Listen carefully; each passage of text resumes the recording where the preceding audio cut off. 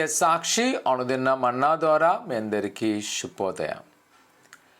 నేటి యొక్క వాగ్దానము హోషా గ్రంథము 10వ అధ్యాయము 12వ వచనం.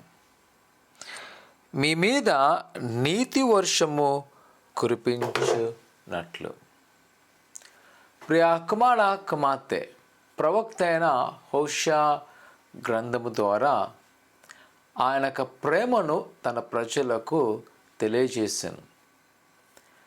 దాని ఒక మాదిరికరంగా ఉండడం కొరకు, అంటే ఆయన ప్రేమ ఎలాంటిదో తెలియజేయడం కొరకు హోషా ప్రవక్తను వెళ్ళి ఒక వ్యభిచారిని వివాహం చేసుకోమంటాడు.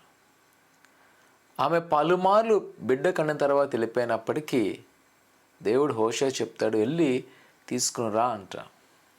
ఒక విధంగా అది ఏంటి అంట, ఆయనకు తన బిడ్డల మీద ఉన్న ప్రేమ.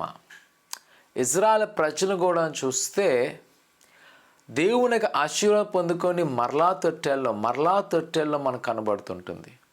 కానీ అక్కడ మనం గమనిస్తే ఆయన ప్రేమను సాదృశ్యం కలిగిందంట. ఆయన వర్షము వారి మీద కుమ్మరించబడడం, ఆ విధంగా ఆయన కృప.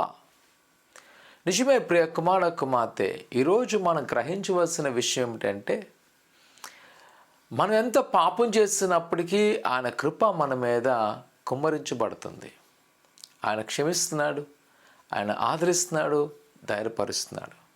కావున ప్రియ కుమార్తె, ఈ ఉదయకాల సమయంలో దేవుని వాక్యం నేను బలపరుస్తున్న మాట ఏంటి అంటే, ఆయన కృప మన మీద ఉన్నది. ఆయన ఆత్మీయమైన వర్షం మన మీద కుమ్మరింపచేసి ఆయన సమృద్ధి మన మీద ఉన్నది. కావున మనము ఆయన వైపు తిరగాలి.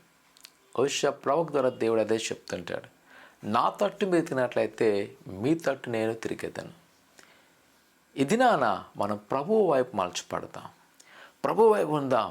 ఆయన సకాలంలో తన కార్యములు నెరవేర్చును.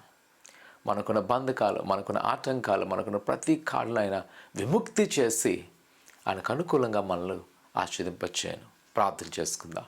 పరిశుద్ధుడా ఘనమైన దేవాని కొన్నాళ్ళు నీ బిడ్డలైన వారిని జ్ఞాపకం చేసుకొని ఆయన నీ నీతైన వర్షమును కురిపించినట్లు, నీ వాత్సల్యముతో నడిపించినట్లు ప్రభా మమ్మల్ని నడిపించండి. నీ సహాయం మాకు దయచేయండి. నీ కృపా వాత్సల్యముతో బలపరచండి తండ్రి. ఆయన నీ కుమారుకున్న ప్రతి ఒక్క వేదన శోధన మీరు తొలగించి సమృద్ధిపరచండి. ఇదిగో ప్రభా నీకు ఇష్టమైన పాత్రలు గుంటకు సహాయం చేస్తూ అయినా వారు ఏదైతే నిసల్లో కోరుకున్నారో ఆ కోరికలు మీరు సిద్ధింపచేసి బలపరచుకోమని, ఇదిగో ప్రభా ఈ దినాన నీ సన్నిధికి వచ్చి మొరపెడుతుండగా వారి బంధకాలు విడుదల చేసి నీ ఆశీర్వాదం ఉంచమని ఏసునామడుతున్నాం తండ్రి, ఆమేన్. ఉదయకాలము 11 గంటలకు ఏసుని స్వస్థపరచకాలం ఉంటుంది. కార్యక్రమంలో పాల్గొని దేవుని యొక్క దీవెనలు పొందవలసిందిగా కోరుకుంటున్నాను. దేవుడు దీవించును గాక. ఆమేన్.